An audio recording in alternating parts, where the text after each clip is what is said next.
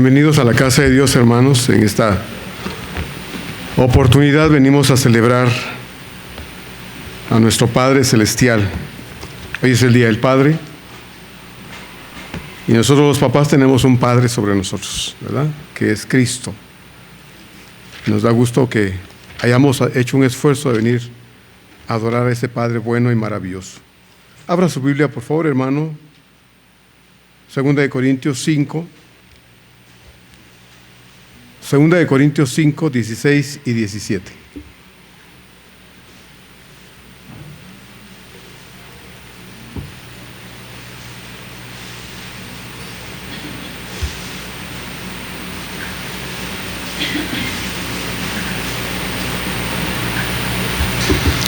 Segunda de Corintios 5,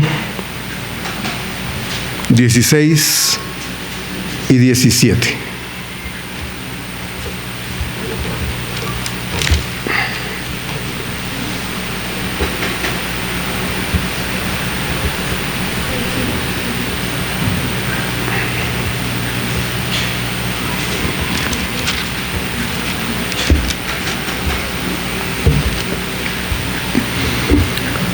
Si ya lo tiene, vamos a leer juntos estos dos versículos. Yo comienzo en el verso 11 y al llegar al verso 16 y 17 me acompaña, por favor, leyendo los dos versículos juntos. Dice así el texto de la palabra de Dios, 2 Corintios 5, 11 a 17.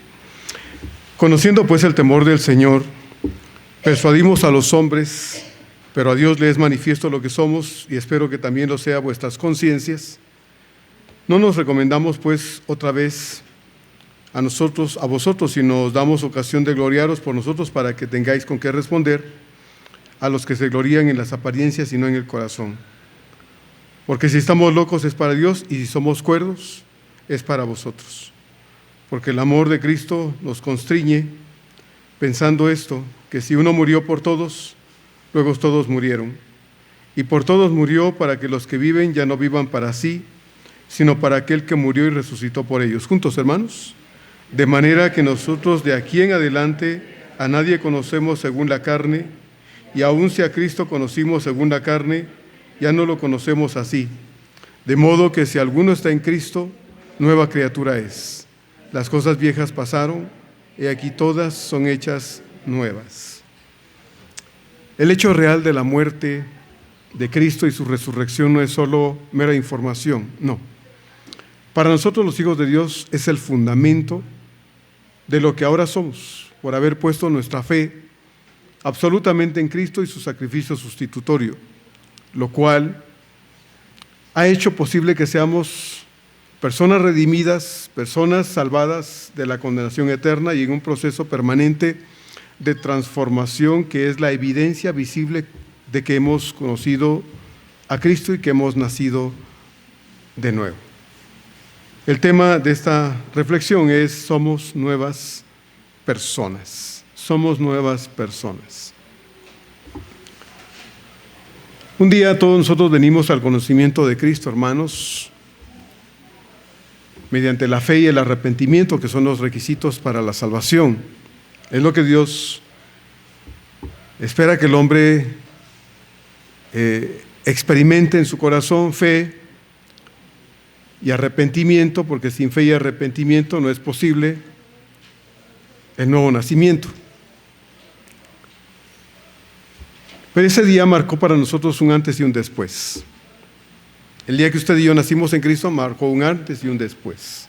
Un antes porque aunque sabíamos de Él, muchos sabíamos de Él, ese conocimiento solo era externo, solo era algo superficial y asunto de datos y mera información nada más, que nunca nos dio la oportunidad, porque lo sabemos ahora, nunca nos dio la oportunidad de experimentar una relación con Cristo, porque saber de Él no es lo mismo, hermanos, que experimentar a Dios en el corazón. Saber de Él no era suficiente como para poder tener una posición y una relación verdadera con Cristo. Pero también marcó un después. No solo un antes, sino un después. Un después porque hoy cada uno de nosotros hemos tenido la misma experiencia espiritual con Cristo, y conocerlo es hoy, hermanos, la más grande realidad y el punto de partida en esta nueva vida que cada día, hermanos, se muestra con evidencias que me parece deben ser irrefutables de lo que hoy somos, nuevas criaturas. Por eso aquel dicho que dice, genio y figura hasta la sepultura, ya no va con nosotros, ya no se aplica a nosotros, porque nosotros estamos en un proceso de cambio y de transformación diaria, hermanos, que desde el día en que conocimos a Cristo hasta el día en que nos muramos, si volteásemos a ver la vida antes de cerrar los ojos para estar con el Señor, tendríamos que ver los años que fueron los que vivimos en esa relación con Cristo, una vida totalmente nueva, una vida totalmente diferente. Eso es lo que Pablo está diciendo aquí en los textos, en el texto que leímos hoy, los versos 16 y 17 que leímos juntos. Quiero leerlos de nuevo. Dice el verso 16, de manera que nosotros de aquí en adelante a nadie conocemos según la carne. Y aun si a Cristo conocimos según la carne, ya no lo conocemos así. De modo que si alguno está en Cristo, nueva criatura es. Las cosas viejas pasaron, he aquí todas son hechas nuevas. Veamos pues lo que Dios está diciendo a través del texto de su palabra para nosotros esta tarde. El verso 16, Pablo está diciendo de una forma muy particular, de manera dice que nosotros de aquí en adelante a nadie conocemos según la carne, y aun si a Cristo lo conocimos así, ya no lo conocemos más de esa manera. En los versos 14 y 15 Pablo ha tratado de manera resumida, como dijimos hace 15 días, hermanos, el Evangelio de Cristo. De manera resumida, porque aunque no es todo lo que el Evangelio implica en todas las palabras que podríamos emplear para poder definirlo y explicarlo, de manera resumida lo está haciendo Pablo cuando él dice en estos dos versos, 14 y 15, lo siguiente: porque el amor de Cristo nos constriñe, pensando esto, que si uno murió por todos, luego todos murieron, y por todos murió para que los que viven ya no vivan para sí, sino para aquel que murió y resucitó por ellos. Pablo está hablando pues de un cambio que se da en la vida del ser humano a partir del encuentro verdadero con el Dios verdadero. Todos nacemos en cunas religiosas, o hemos nacido en cunas religiosas, la mayoría hemos salido de la religión mayoritaria para conocer a Cristo, y ahora que tenemos el conocimiento de Cristo, sabemos, hermanos, por experiencia personal, que el conocimiento que teníamos de Él era mera información. Sabíamos muchas cosas, pero ese conocimiento nunca transformó nuestra vida, ¿verdad? Veíamos nuestra vida, o podemos ahora, más bien dicho, ver nuestra vida a la luz de lo que vivimos en el Señor y colocarnos, situarnos en el pasado para saber cómo éramos, y podemos decir, la verdad es que sabía de Dios, conocía de Dios, pero no lo vivía, ¿verdad? No lo experimentaba. Por eso hablaba, vivía, me comportaba, mis hábitos, mis costumbres, mi forma de vida en general, decía lo que realmente yo era. Y cuando usted lee, por ejemplo, a Pablo escribiendo a los Efesios, Pablo dice en el capítulo 2 que estábamos muertos en nuestros delitos y pecados, y que éramos, dice Pablo, hijos de ira igual que el resto de los seres humanos, ¿verdad? Pero Dios, que es rico en misericordia, dice, con su gran amor con que nos amó, nos redimió. Ahora tenemos una vida nueva, ¿verdad? Esta vida nueva, hermanos, es de la que Pablo está hablando aquí, en particular en estos dos versículos 16 y 17. El tiempo es insuficiente, por eso reduje el texto a esos dos versículos hoy solamente, porque quiero emplear el tiempo que tengo para hablar de eso especialmente. Entonces, estos dos versículos 14 y 15 que Pablo trató hace 15 días, Pablo estuvo hablando pues del Evangelio de Cristo, y decíamos que algunos piensan que es el Evangelio resumido. Cristo, quien vino a morir en la cruz del Calvario por nosotros, nosotros los seres humanos nos hayamos beneficiados precisamente, hermanos, con ese sacrificio.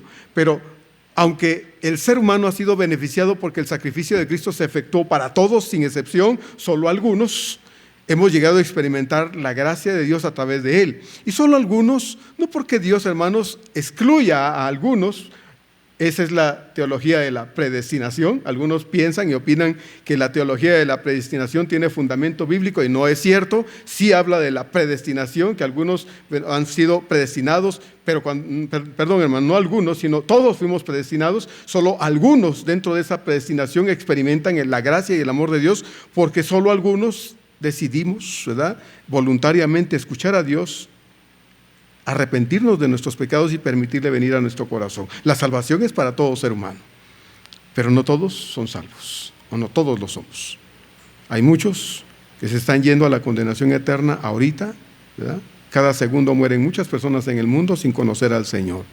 Entonces, como yo le he dicho, y abro un pequeño paréntesis, en este momento yo le he dicho, hermano, nos urge hablar del Señor. Nos urge decirle a esa persona que usted quiere, que usted ama, por la que usted se preocupa, sea quien sea, hermano, que Dios le ama y que no hay más oportunidad después de la muerte. Ya no hay. El catolicismo ha hecho que la gente se crea que todavía hay chance después de morir con rezos, con misas y todo eso. Y no, eso no es cierto. Solo hay dos destinos, el cielo y la condenación eterna. Y el hombre decide a dónde quiere ir. Por eso el Señor, ahí en Mateo 7, el Señor dice, entren por la puerta estrecha, porque ancha es la puerta y espacioso el camino que lleva a la perdición. Y muchos van por ahí, porque angosta es la puerta y estrecho el camino que lleva a la vida y pocos van por ahí. Entonces, Dios hace un llamado, cierro paréntesis.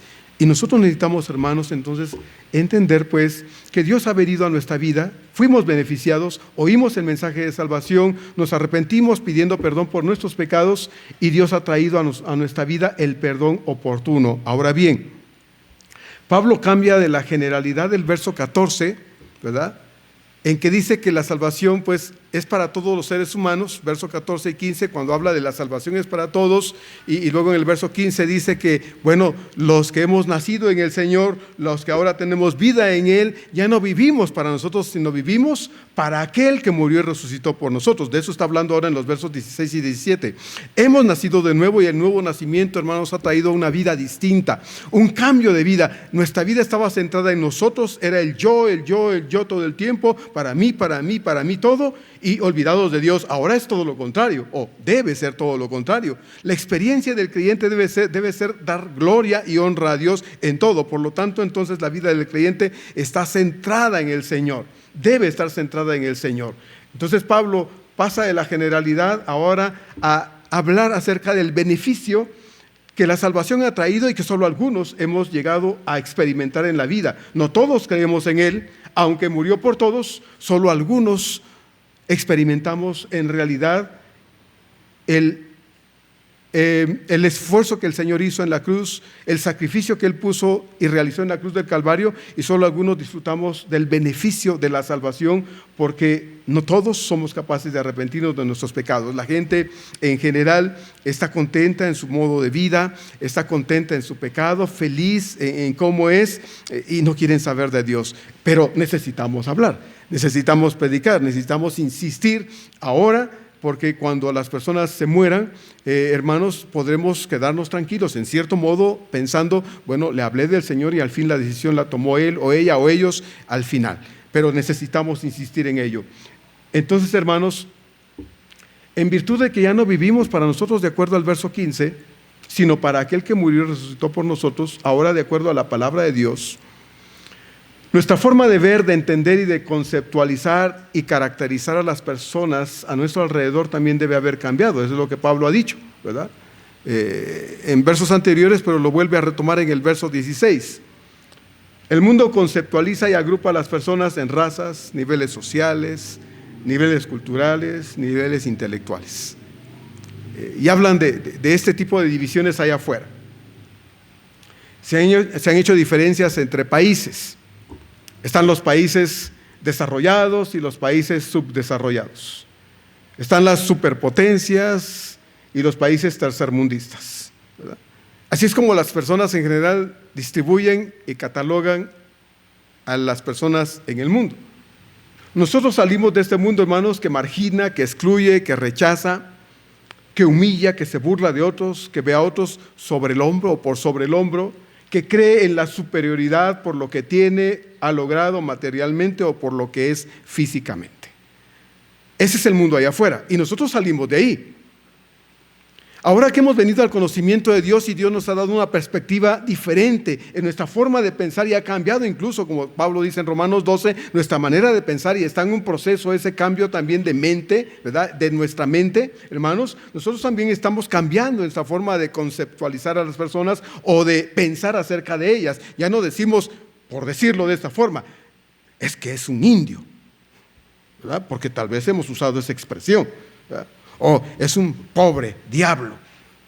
Bueno, ¿por qué hemos usado esas frases? ¿O por qué las decimos o las hemos dicho? ¿Verdad? Es que no es de mi posición social, no es de mi categoría. Bueno, ¿por qué decimos esas cosas?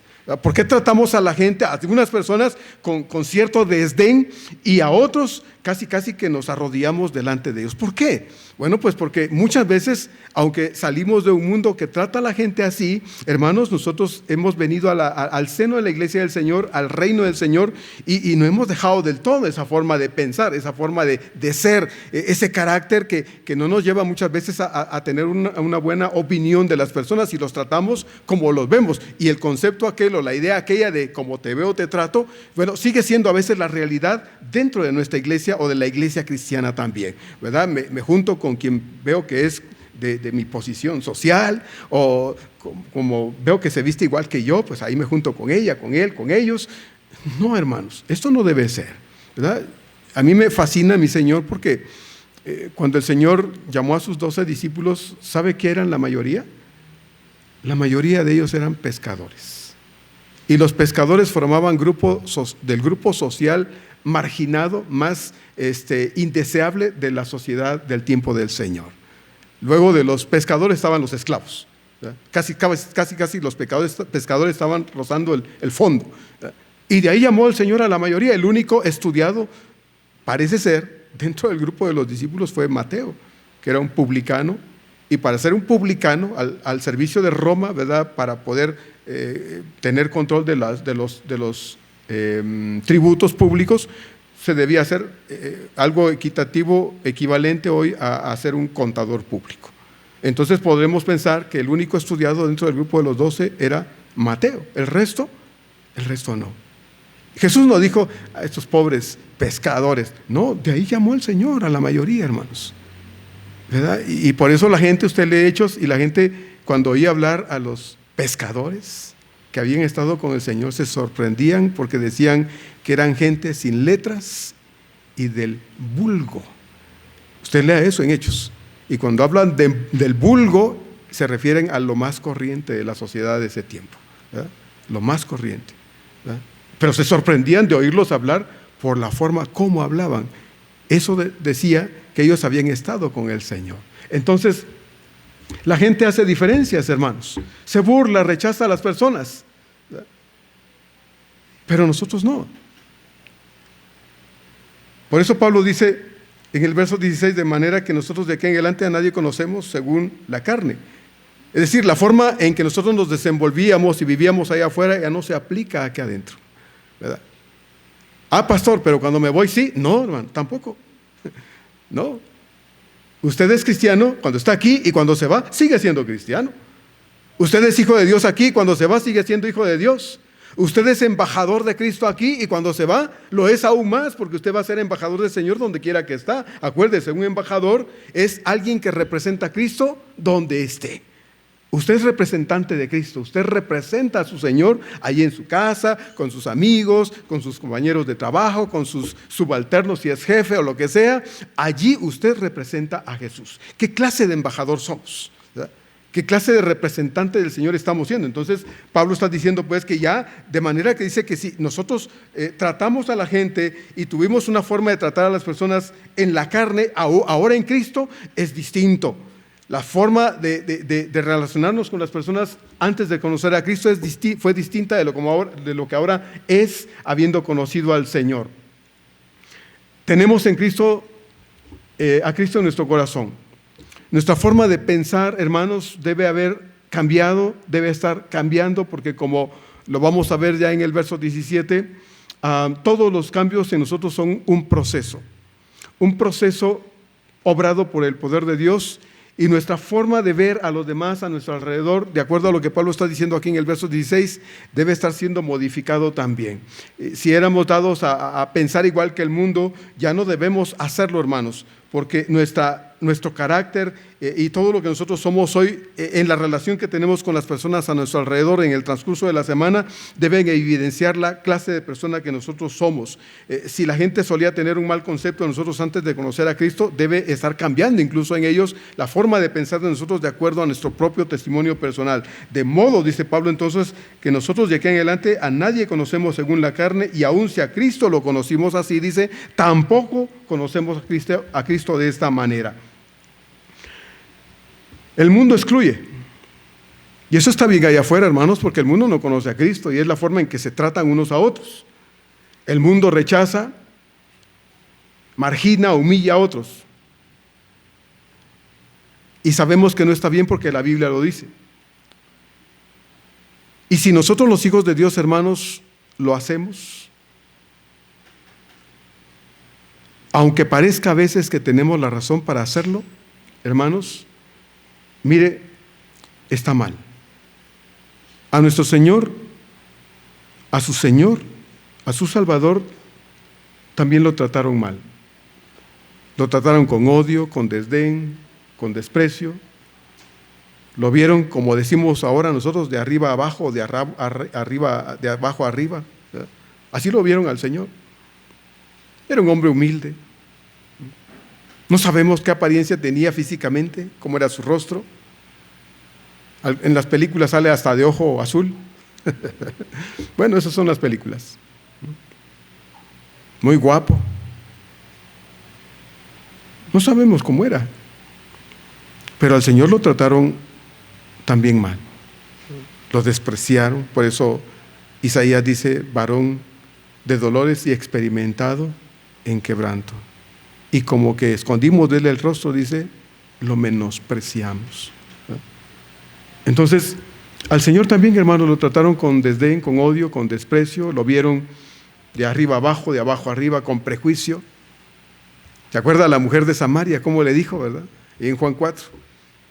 ¿Cómo siendo tú judío me pides a mí de beber, que soy mujer de Samaria? Bueno, a la mujer también lo trató con desprecio, un simple judío. Así era. Pero él jamás respondió así. Jamás respondió de igual forma, hermanos. Nunca.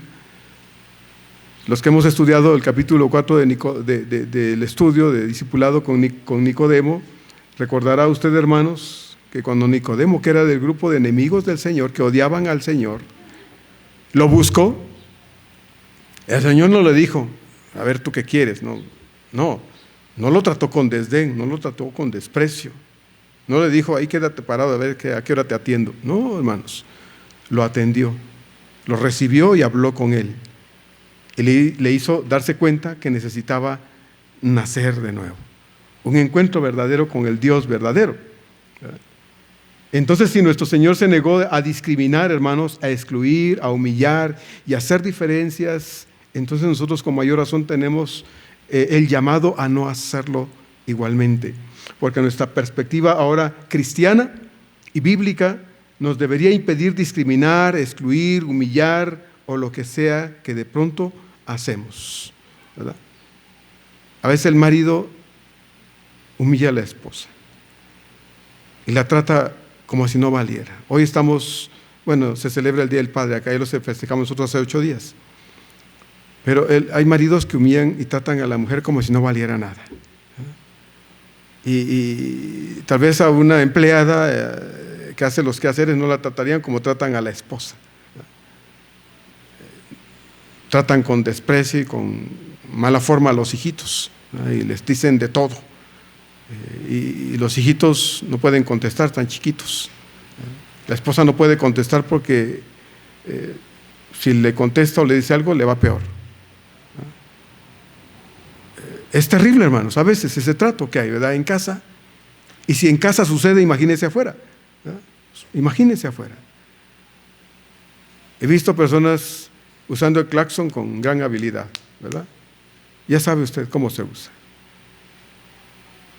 Muchas formas de insultar, de agredir, de humillar. El patrón humilla a su empleado, el jefe abusa del subalterno, en fin. Creemos que el que nos vende la verdura no vale tanto como yo, Por eso le decimos el verdulero, ¿verdad? Qué sé yo. Hermanos, nosotros no somos como las demás personas. Pablo está diciendo, si a la gente yo trataba así porque yo no conocía al Señor, ahora eso ha cambiado. Eso debe cambiar. Si afuera se ve mal, hermanos, en el caso de la gente que no conoce a Dios, imagínense dentro de la iglesia del Señor. Imagínenselo, hermano. Se ve peor, se ve pésimo. Se ve pésimo que se haga dentro de la iglesia. Que aquí en la iglesia, y no digo que esta iglesia particularmente, me refiero a la iglesia del Señor. Que en la iglesia del Señor, hermanos, hayan cristianos racistas, cristianos discriminadores, con aires de grandeza, que ven a sus hermanos con desprecio. Eso no es correcto. No va con nosotros.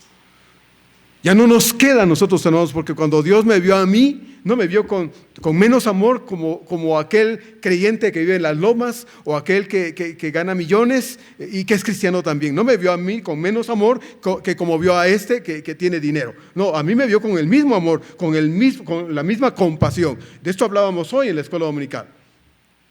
El amor de Dios ha sido parejo, ¿sí? Entonces, hermanos, Dios nos llama a vivir como Él, a hacer lo mismo que Él.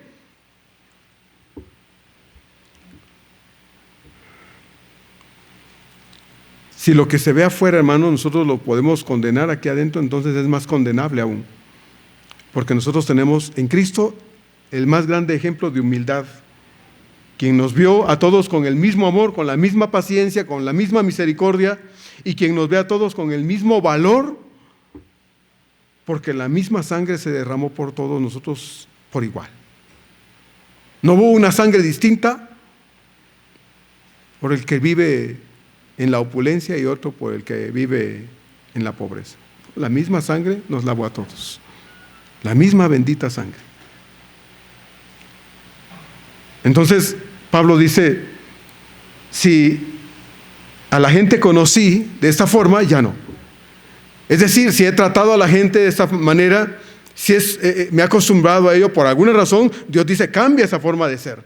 Porque tú eres un testigo mío. Y si tú tratas a la gente de esa forma, vas a ser tropiezo para las personas para que me puedan conocer. Entonces necesitamos cambiar, modificar todo eso. Sé que a veces es difícil cuando uno trabaja con personas allá afuera que son de cierta manera, ¿verdad? Porque son así, su naturaleza es así, están muertos, ¿verdad? No tienen comunión con Dios. Pero usted sí tiene vida en el Señor y usted puede adoptar una actitud distinta porque usted representa a Cristo, usted es luz y sal en el mundo. Usted no deja de ser luz y sal cuando se va de este lugar, no, usted sigue siendo luz y sal.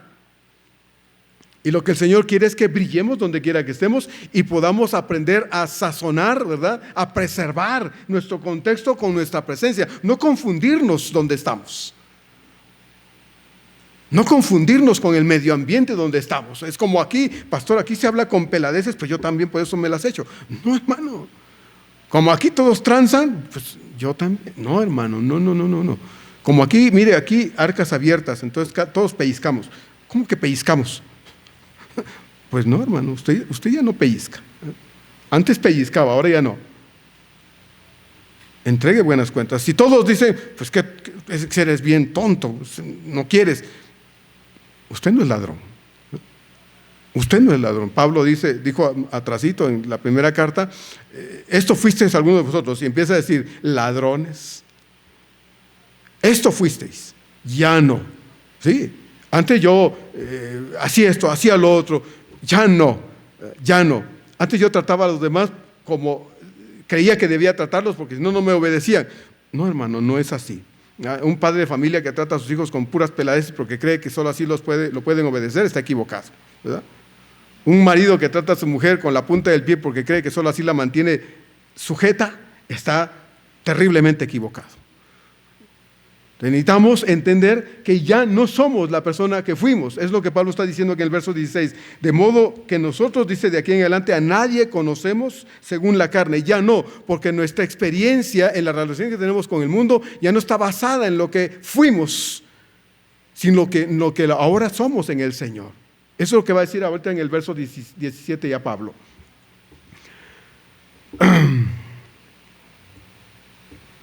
Pero Pablo también dice aquí en el verso 16 que también nuestra perspectiva con respecto a Cristo debe haber cambiado.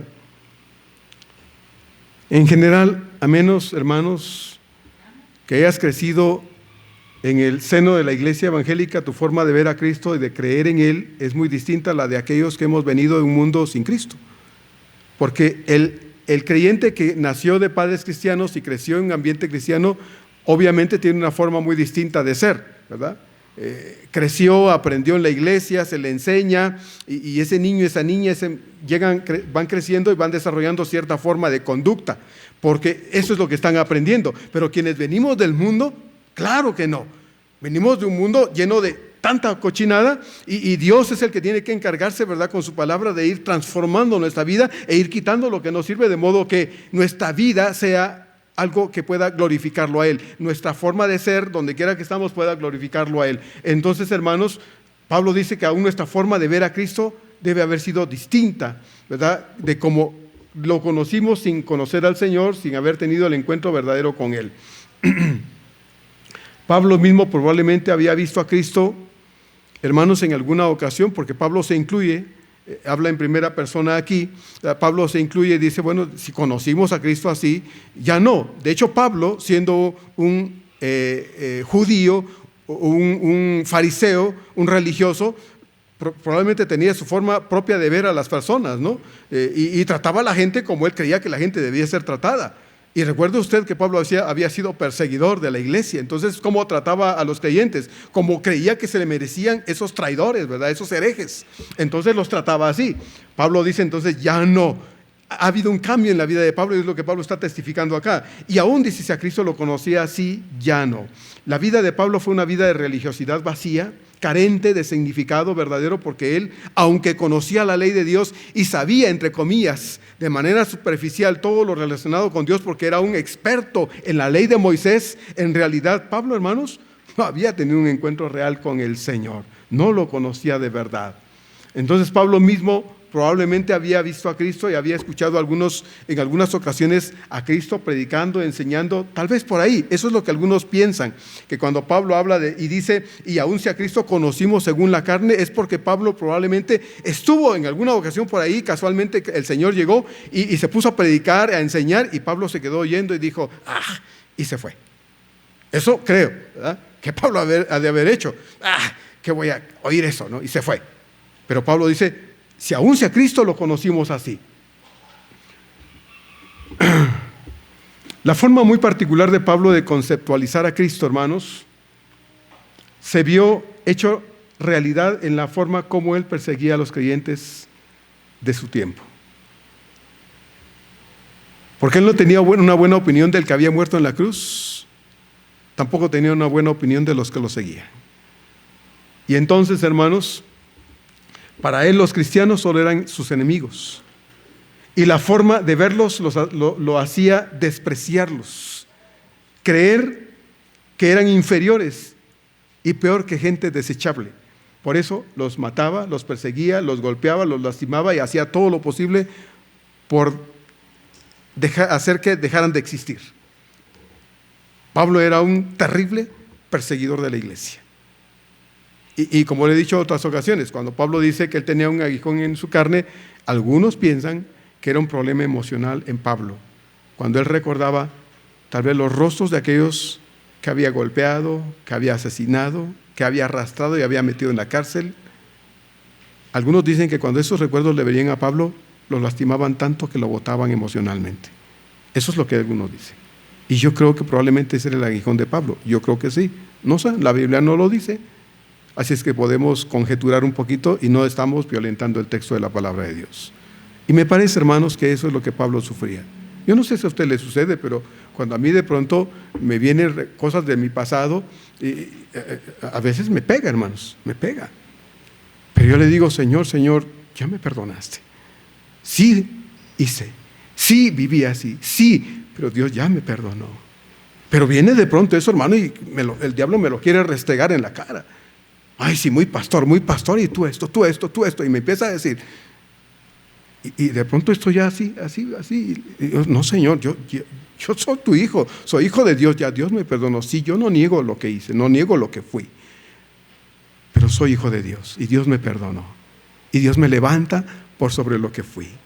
Es lo que Pablo dice cuando escribe acerca de él.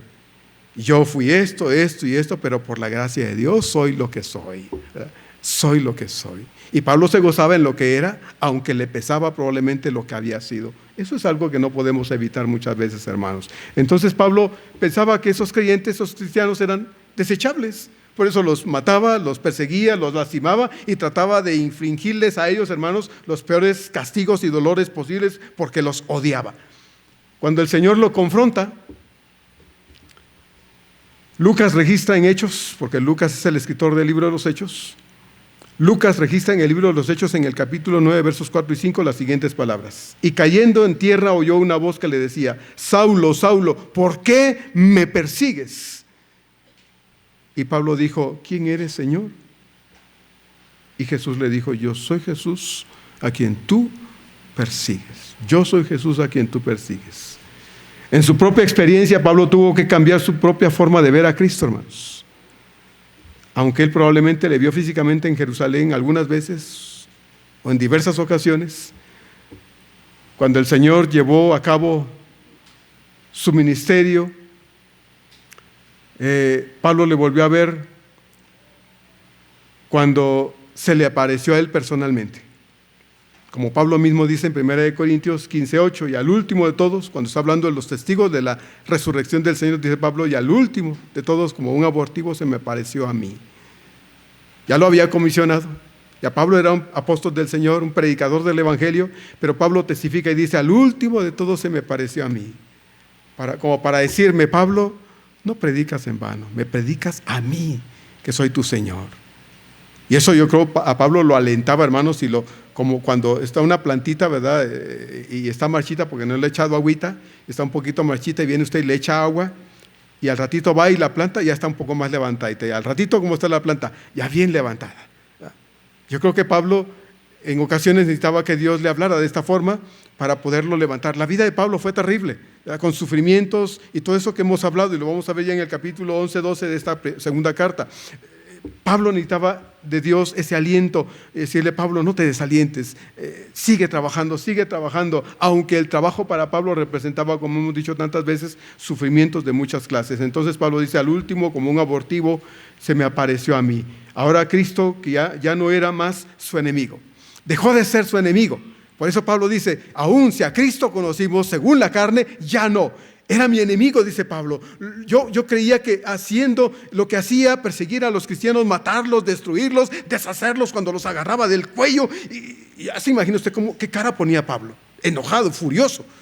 Como le he dicho otras veces, cuando usted esté enojadísimo, ¿verdad? Que yo no creo, pero bueno, cuando usted estuviera enojadísimo, vaya a verse al espejo. ¿Cómo se ve? Se va a espantar usted de usted mismo. Porque nuestro rostro se transforma, ¿sí? Deja de ser la personita guapa que es y se transforma en un monstruo, ¿sí? Cuando estamos enojados, todo se transforma en nosotros. Imagínense a Pablo lleno de ira, agarrando a los cristianos del cuello, hasta hacer los dientes así, mientras le apretaba el cuello a los pobres cristianos porque los odiaba. Por eso el Señor le dice: ¿por qué me persigues? Yo soy Jesús a quien tú me persigues, ¿sí? A quien tú persigues. Ahora dejó de ser su enemigo, Jesús. Por eso dice Pablo: ya no lo veo como el que veía siendo mi enemigo. Ahora es mi Señor. Ahora es mi amo, dice Pablo. Ahora es mi dueño, ¿sí? Él es mi Señor. Y yo creo que cuando Pablo veía al Señor de esta forma, hermanos, yo creo que sí, porque nos pasa a muchos de nosotros muchas veces, recordando lo que fuimos sin el Señor y cómo Dios nos rescató y tuvo misericordia. Nos rompe el corazón y muchas veces nos hace llorar. Llorar porque ¿quién pudo amarnos como Él nos amó? ¿Ah? ¿Cómo es que Dios me amara a mí siendo como era? Lo que yo merecía era que me echara al infierno por lo que yo hacía, pero no lo hizo. Envió a su Hijo Jesús para morir por mí y me dio la oportunidad de conocerlo, ¿verdad? Y que yo hoy tenga vida y vida eterna en Él. Ahora Cristo ya no es más su enemigo. Ahora Él es su Señor, es su Salvador, es su Rey, es su amo, es su Padre, es su Dios. Pablo empleaba la palabra conocer. emplea aquí la palabra conocer, que en el contexto del texto original implica una relación muy estrecha, muy profunda y muy personal con alguien. Cuando Pablo dice aquí, y aun si a Cristo conocimos, según la carne, ya no lo conocemos. La palabra conocer en el texto original implica esto, una relación muy estrecha, muy profunda y muy personal, íntima con esa persona.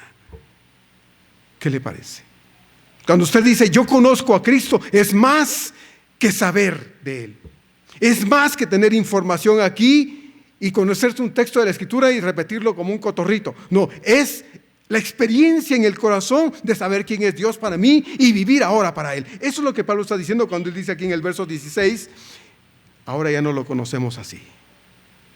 Yo sé quién es el Señor desde el fondo de mi corazón porque tengo una relación estrecha, profunda, íntima, personal con Él. Eso es lo que decimos entonces cuando usted y yo decimos yo conozco a Cristo. Porque la relación que hoy tenemos con nuestro Señor va más allá de algo diplomático, hermanos. De algo religioso o muy evangélico, como usted quiera decirlo. Muy educado, social o lo que sea. Yo conozco a Cristo es más que una palabra bonita. Debe ser la realidad de lo que nuestro corazón experimenta. ¿Sí? Yo sé quién es el Señor, porque Él está en mi corazón y gobierna mi vida. Hoy vivimos cada día con Cristo en una experiencia de intimidad, hermanos, de exclusividad, de confianza profundos, porque le tenemos en el corazón y porque somos hijos de Dios. Ahora sí lo somos. Juan 1:12. Si usted ha conocido a Cristo, si usted se ha arrepentido de sus pecados y ha ejercido fe creyendo en el sacrificio de Cristo y el hecho suyo, usted es un hijo de Dios. Ahora sí, la Biblia lo dice. Si usted le ha confesado como Señor y Salvador, Él le ha dado el derecho de llamarse hijo de Dios. Hoy tenemos con Cristo una relación que debemos hacer día a día más fuerte, más significativa, más responsable, hermanos, más viva, más experimental. Y todo esto, hermanos, solo depende de nosotros. No depende de Dios. La salvación depende de Dios. Ahí no metemos la mano. Pero lo que somos después de haber conocido a Cristo, eso depende de nosotros. Eso sí. Por eso Pablo dice en el verso 17 entonces, de modo que si alguno está en Cristo, nueva criatura es. Las cosas viejas pasaron. He aquí dice, todas son hechas nuevas. Este verso 17 es uno de los textos del Nuevo Testamento más emblemáticos del cristianismo, hermanos. Refleja el impacto, el verdadero impacto de lo que la presencia de Cristo produce en la vida de una persona que le conoce sinceramente. Lo que hoy somos es todo lo contrario de lo que fuimos. Eso es lo que Pablo está diciendo en el verso 17, hermanos. Lo que hoy somos es todo lo contrario, o debe ser todo lo contrario de lo que fuimos. Esa es la realidad espiritual de la nueva naturaleza en Cristo. Porque el nuevo nacimiento, tal como el mismo Señor lo declara en Juan 3:3, cuando le dice a Nicodemo estas palabras, respondió Jesús y le dijo, de cierto te digo, que el que no naciere de nuevo no puede ver el reino de Dios. Este nuevo nacimiento, hermanos, es la experiencia espiritual que todo creyente en Cristo ha tenido de comprender que es pecador. Y no pecador simplemente, sino pecador condenado eternamente, y que Cristo al morir en la cruz ha hecho posible que si se arrepiente de sus pecados sinceramente, pide perdón por todos sus pecados y cree sinceramente en el sacrificio de Cristo a favor suyo, Cristo le puede perdonar y dar salvación. Entonces, al hacerlo, al ejercer fe y arrepentirse de sus pecados, recibe el perdón, la salvación y es recibido como verdadero hijo de Dios. Esto, hermanos, es el nuevo nacimiento. Cuando Nicodemo oyó estas palabras del Señor, le sorprendió, ¿se acuerda? Dijo, ¿cómo? ¿Cómo es posible esto? ¿Puede un hombre adulto volver a nacer? ¿Meterse en el vientre de su madre y volver a nacer? Él no entendió eso. Por eso Jesús le dijo, ¿eres tu maestro de Israel y no lo entiendes? ¿Cómo? Esto no es un asunto de la carne. Lo que es nacido de la carne, carne es. No puedes nacer de nuevo. Pero sí puedes tener un encuentro verdadero conmigo como Dios y Señor y puedes tener una vida distinta. Eso es el nuevo nacimiento. Puedes entender que eres un pecador y un pecador condenado eternamente, y si te arrepientes y pides perdón por tus pecados y me pides que entre a tu corazón para ser tu Señor, vas a nacer de nuevo. Eso es el nuevo nacimiento.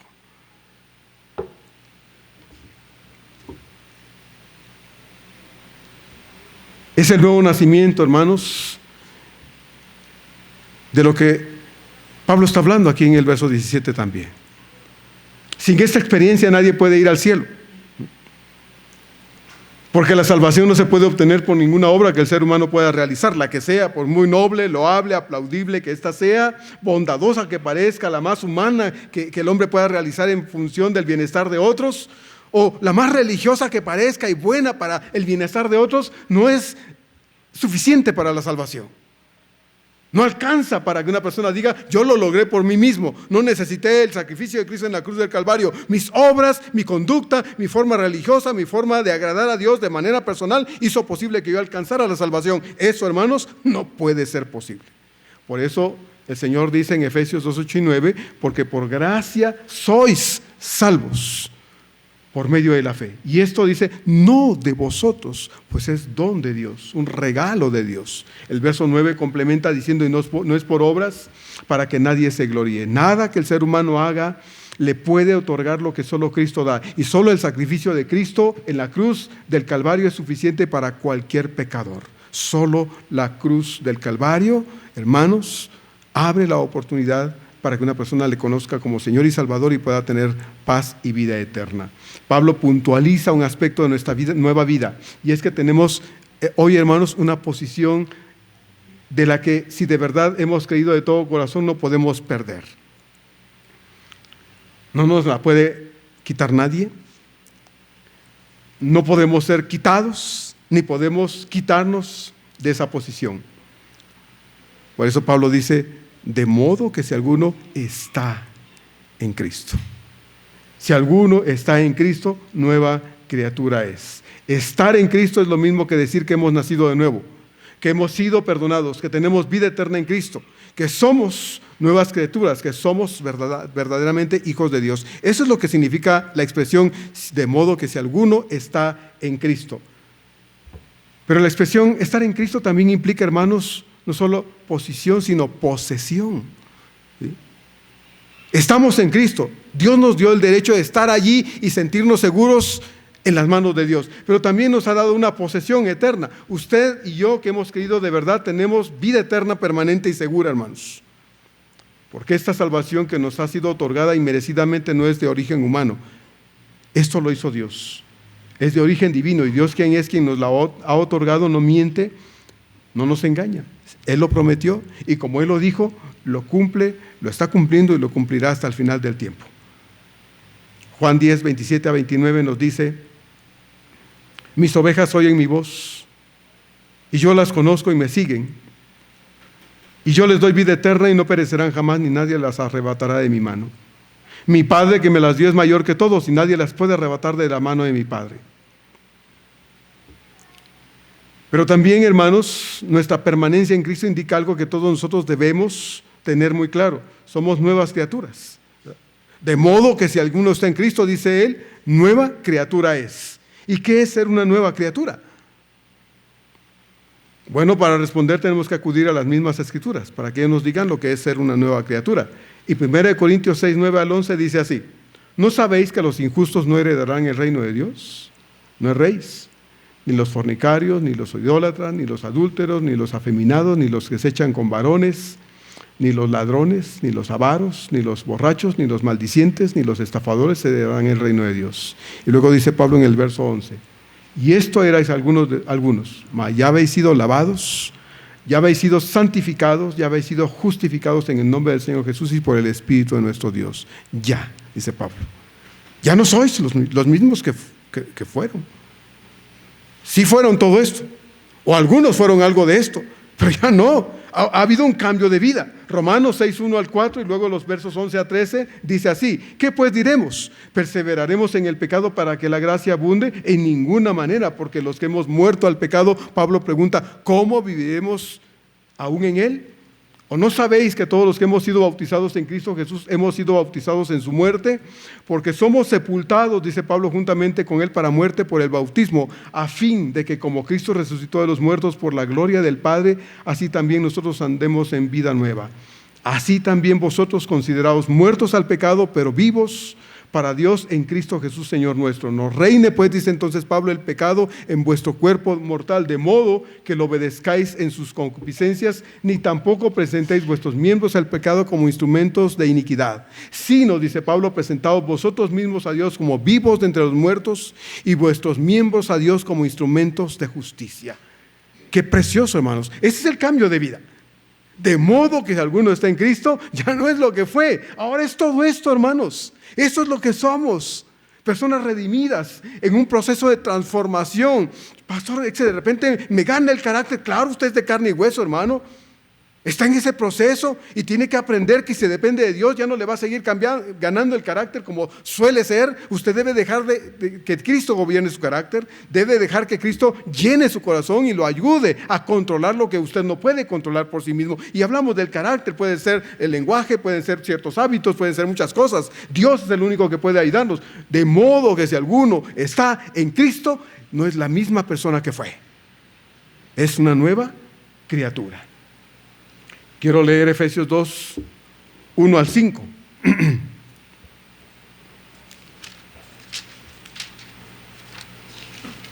Dice Pablo aquí entonces en Efesios 2, 1 al 5 lo siguiente. Y Él os dio vida, dice, a vosotros cuando estabais muertos en vuestros delitos y pecados, en los cuales anduvisteis en otro tiempo siguiendo la corriente de este mundo, conforme al príncipe de la potestad del aire, el espíritu que ahora opera en los hijos de desobediencia, entre los cuales también todos nosotros vivimos en otro tiempo en los deseos de nuestra carne, haciendo la voluntad de la carne y de los pensamientos, y éramos por naturaleza hijos de ira, lo mismo que los demás.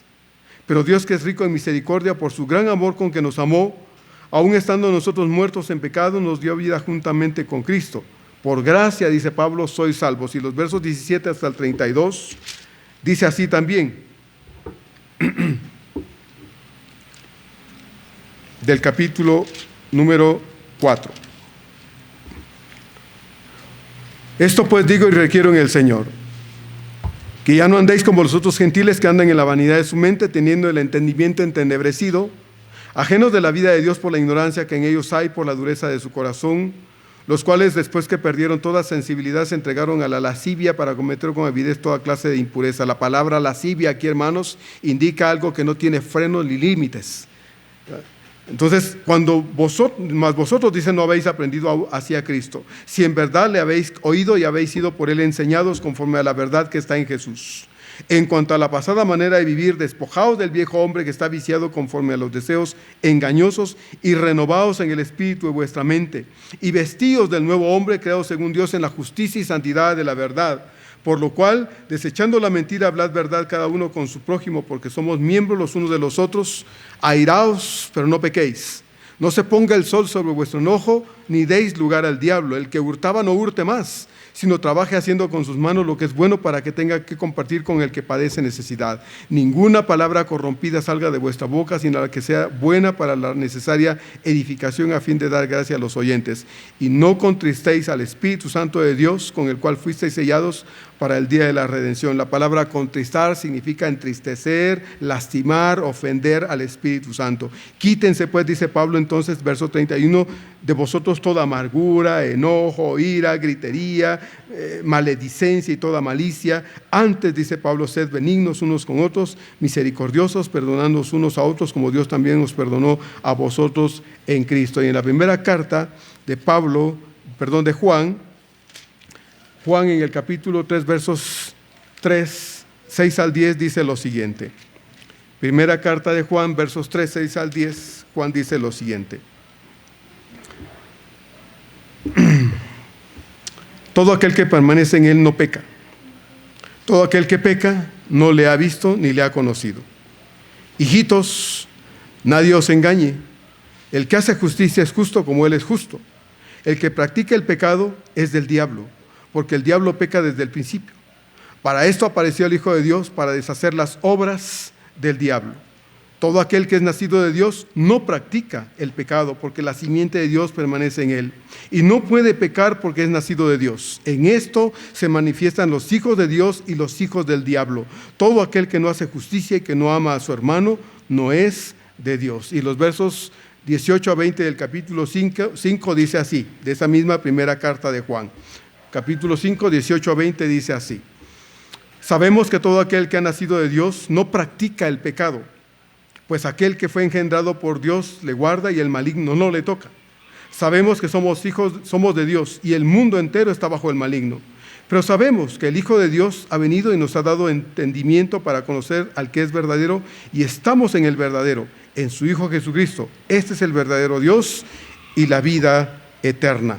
Entonces, hermanos, la Escritura nos está diciendo que somos nuevas personas, y las nuevas personas luchamos contra el pecado. No es que no pecamos. La expresión en 1 de Juan, no peca, no indica que ya no hacemos nada malo. No, es ya no peca como solía hacerlo antes, deliberadamente, premeditadamente, con gusto, alevosía y ventaja. No, ya no lo hacemos así. Ya no. Entonces, ¿qué es ser una nueva criatura? En pocas palabras, una nueva criatura es aquel que no es lo que fue, que no es quien debería ser, pero que está en proceso de ser quien debe ser. Esa es una nueva criatura, hermanos, se lo repito. No viene en la Escritura, pero eso es lo que la Biblia dice, que esa es una nueva criatura. Es aquel que no es lo que fue, que no es quien debería ser, pero que está en proceso de ser quien debe ser. Efesios 4:13 nos recuerda: hasta que todos lleguemos a la unidad de la fe y del conocimiento del Hijo de Dios, a un varón perfecto a la medida de la estatura de la plenitud de Cristo.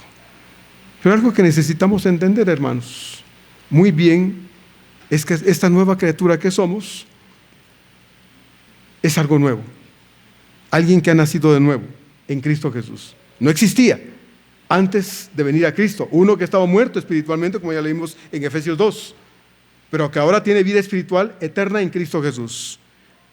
Este fue el milagro más grandioso que cada uno de nosotros hemos vivido, hermanos, y experimentado en la vida. El conocimiento del Señor en nuestra vida personal.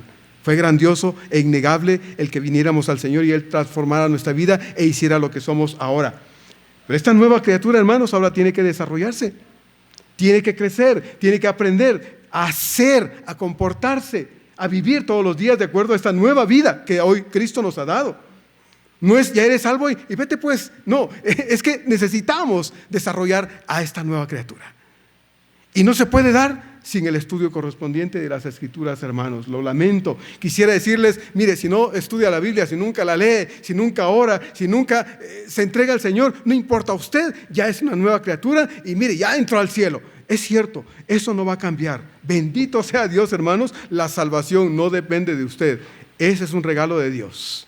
Y hace un rato le dije, esa es obra de Dios y eso no cambia. Pero Dios tiene un proyecto para usted y para mí, y es que demos fruto para la gloria de Él. Y esto, hermanos, no es de Dios. Esto es suyo y es mío en relación con Él. Es responsabilidad nuestra ser la clase de creyentes que debemos ser para producir el fruto que Dios espera recibir de nosotros. Entonces tiene que desarrollarse, tiene que crecer, tiene que llegar a ser, a comportarse y a vivir todos los días de acuerdo a lo que ahora es en Cristo Jesús. Y para que esto ocurra, esta nueva criatura tiene que estudiar las Escrituras, porque si no las estudia, se estanca y se queda como un niñito en la fe. Lo cual, hermanos, no es la voluntad de Dios, no es así. Por eso Efesios 4:14 dice, para que ya no seamos niños fluctuantes, llevados por doquiera de todo viento de doctrina, por estratagema de hombres que para engañar emplean con astucia las artimañas del error. Y Hebreos 5:11-13 dice además también en relación con no ser niños, dice, acerca de esto tenemos mucho que decir y difícil de explicar por cuanto os habéis hecho tardos para oír. Porque debiendo ser ya maestros, después de tanto tiempo tenéis necesidad de que se os vuelva a enseñar cuáles son los primeros rudimentos de las palabras de Dios, y habéis llegado a ser tales que tenéis necesidad de leche y no de alimento sólido. Y todo aquel que participa de la leche es inexperto en la palabra de justicia porque es un niño. Pero Efesios 4:13 y 16 dice lo que sí Dios espera que hagamos y seamos. Dice Pablo en Efesios 4, 13 y 16, hasta que todos lleguemos a la unidad de la fe y del conocimiento del Hijo de Dios, a un varón perfecto a la medida de la estatura de la plenitud de Cristo, sino que siguiendo la verdad en amor, crezcamos en todo en aquel que es la cabeza, esto es Cristo. Y Hebreos 5, 14 dice, lo que también Dios quiere que hagamos y lo que Dios espera que seamos. Pero el alimento sólido es para los que han alcanzado madurez, para los que por el uso tienen los sentidos ejercitados en el discernimiento del bien y del mal. Entonces, hermanos, es imposible ser un cristiano de acuerdo a la voluntad de Dios sin el correspondiente estudio de las Escrituras, porque solo las Escrituras nos pueden capacitar y dar el poder de transformarnos, de cambiarnos, de quitar lo viejo para darnos lo nuevo que solo en el Señor podemos tener. Y todo esto, hermanos, es un proceso continuo, de todos los días, mientras vivamos hasta que nos muramos. Desde el día en que usted creyó en el Señor hasta el día en que usted se muera, Dios está esperando que usted sea la persona que Él quiere que sea para su gloria, para que usted lo honre a Él y lo glorifique a Él. Por eso Pablo dice, las cosas viejas pasaron, y aquí todas son hechas nuevas. La expresión pasaron no indica que algo ya se quedó atrás y ay, gracias a Dios, ya se quedó atrás. No. La expresión pasaron es un proceso y se debe leer están pasando.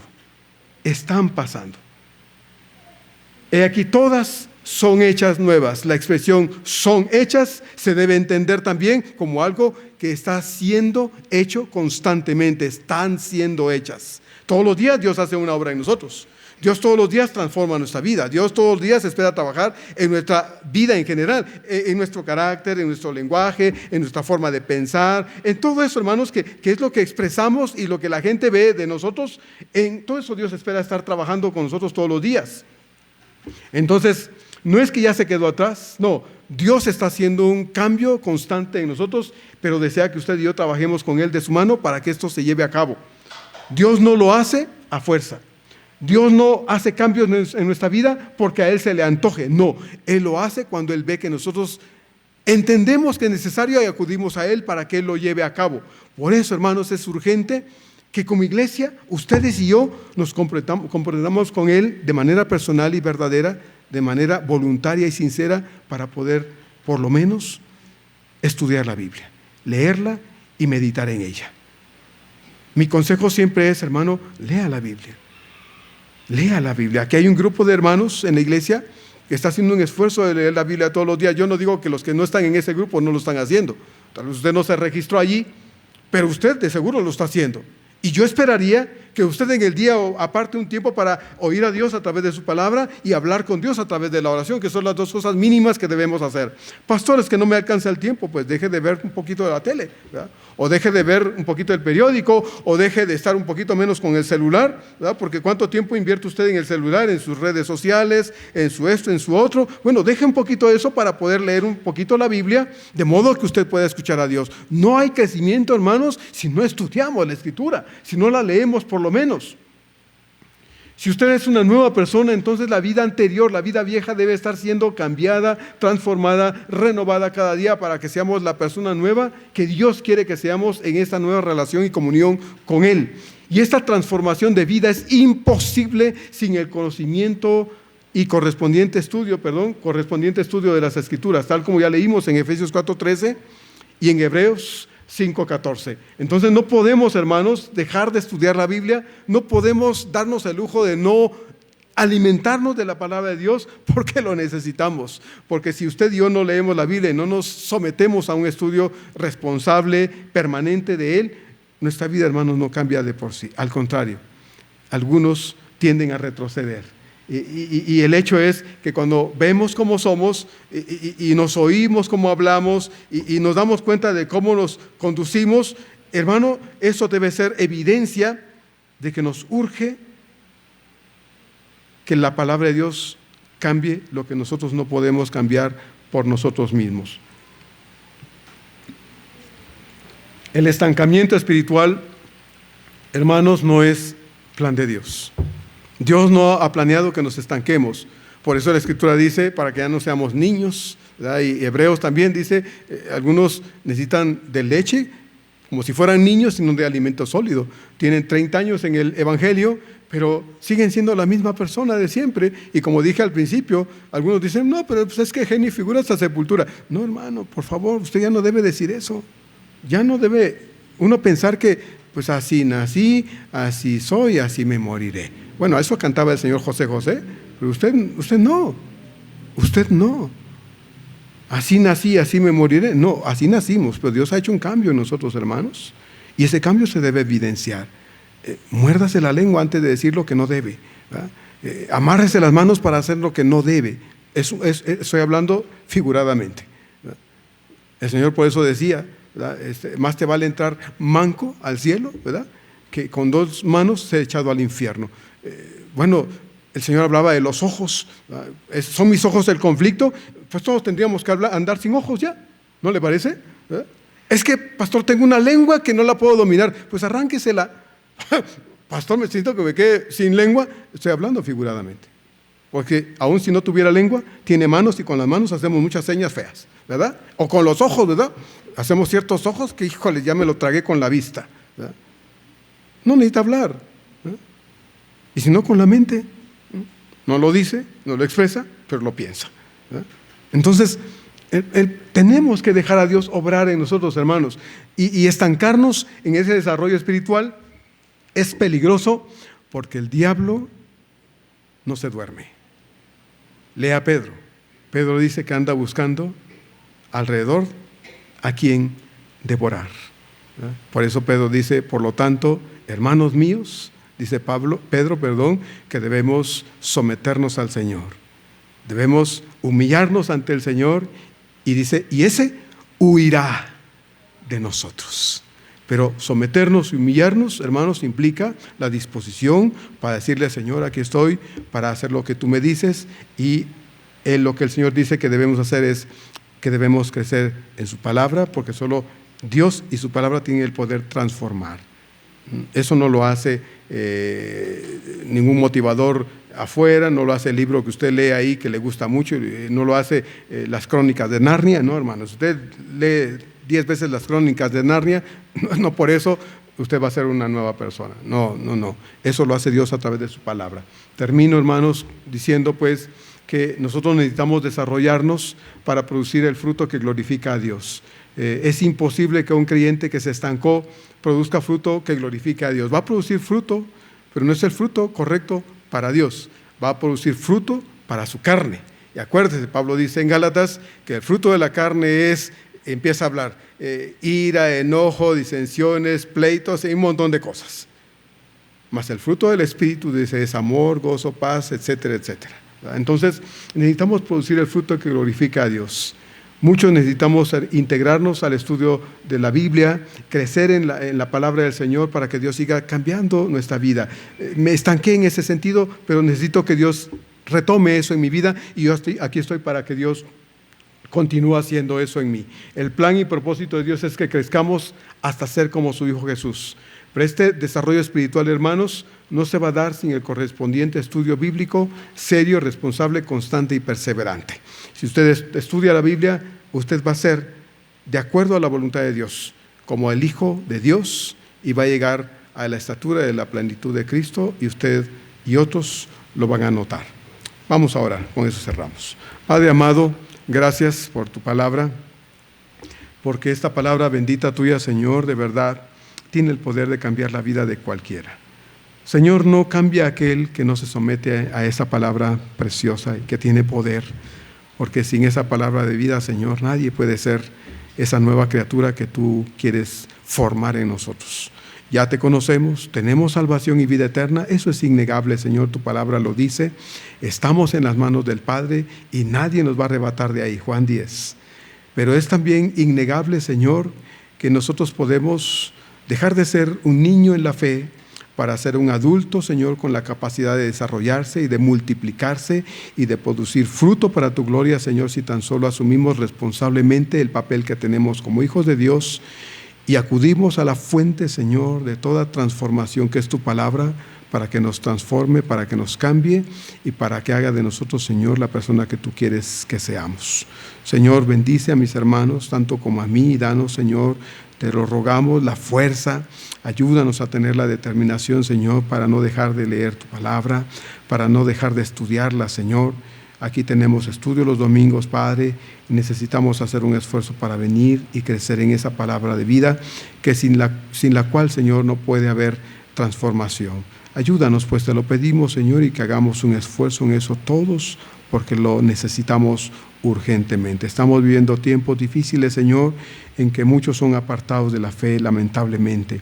Muchos cristianos son arrastrados a un mundo que seduce, que conquista, porque, Señor, hay muchos cristianos indolentes, irresponsables, Señor, que no leen tu palabra y que no la estudian y se ponen a merced de un diablo, de un Satanás, de un mentiroso, de un engañador, que, Señor, es astuto y se las arregla para llevarse a muchos lejos de ti. Amado Señor, que no nos pase, te lo pedimos, y la única forma de que no nos pase, Señor, es si nosotros nos sometemos a un estudio responsable, constante de tu palabra, Señor, y empieza por desear y anhelar, como dice el escritor de Salmo 42, vehementemente leer la palabra de Dios. Como el ciervo brama por las corrientes, así clama por ti, oh Dios, mi alma. Que lo podamos sentir, Señor, de nuevo si lo hemos dejado de experimentar, o que lo avives en nosotros, Señor, si es lo que estamos haciendo. Te lo pedimos en el nombre poderoso de Cristo Jesús. Amén.